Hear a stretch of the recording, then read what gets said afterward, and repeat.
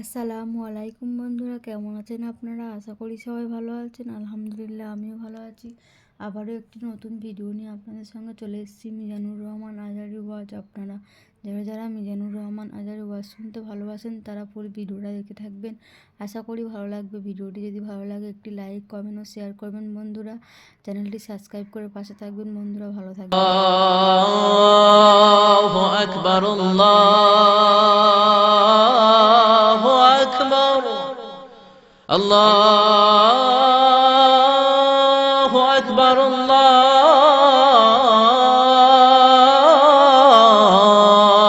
আকবার। পড়েন আল্লাহু আকবার। এখন ছেলে হইছে মেয়ে হইছে, আজান দেওয়ার জন্য মুয়াজ্জিন সাহেবরে টোকায় আছে না নাই? ইমাম সাহেবরে টোকায় আছে না নাই?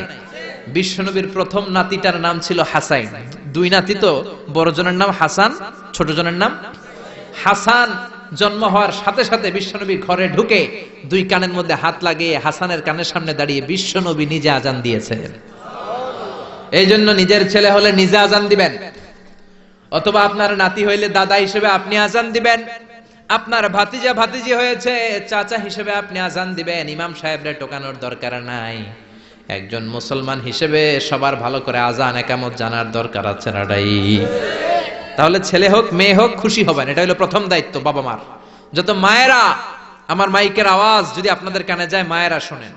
আর বাবা যারা এসেছেন মনোযোগ দিয়ে শোনেন। এক নম্বরে বাবা মার দায়িত্ব প্যারেন্টিং। এটারে বলে parenting, how to rare up your children. কেমন করে ছেলে মেয়েদেরকে বড় করবেন, এই ব্যাপারে ইসলামে দিক নির্দেশনা আছে না নাই? এক নম্বরে ছেলে হোক মেয়ে হোক শুকরিয়া কার? দুই নম্বরে ছেলে হওয়ার সাথে সাথে মেয়ে হওয়ার সাথে সাথে আজানের দরকার আছে না নাই? তিন নম্বরে সপ্তম দিনে ছেলে হোক মেয়ে হোক আকিকা দিবেন। ছেলে হলে দুইটা ছাগল, মেয়ে হলে একটা ছাগল। সপ্তম দিনে দিবেন। কততম দিনে? অনেকে কুরবানির সাথে দেয়, কুরবানির সাথে নয়, সপ্তম দিনে দিবেন। এখন দিতে পারেন নাই, পরে কুরবানির সাথে বন্ধুর সময় দেন, ওটা আলাদা কথা। কিন্তু দেন নিয়ম হচ্ছে, সুন্নাহ হচ্ছে সপ্তম দিন। কততম দিন? বিশ্বনবী বললেন, কুল্লু গুলামিন রাহিনাতুন বিআকিকাহ তুযবাহু আনহু ইয়াওমা সাবিহি। প্রত্যেক বাচ্চাকে আকিকা দিতে হয় তার সপ্তম দিনে।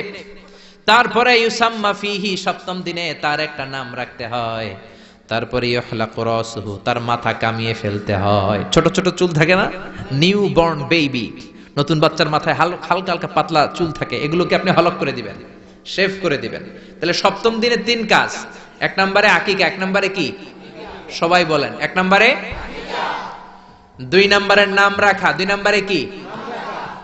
কি নাম রাখবেন? Brush fire. এক ভাতিজার বাড়িতে নাকি চাচা আসছে বেড়াইতে, তো ভাতিজা আপ্যায়ন করাইতেছে।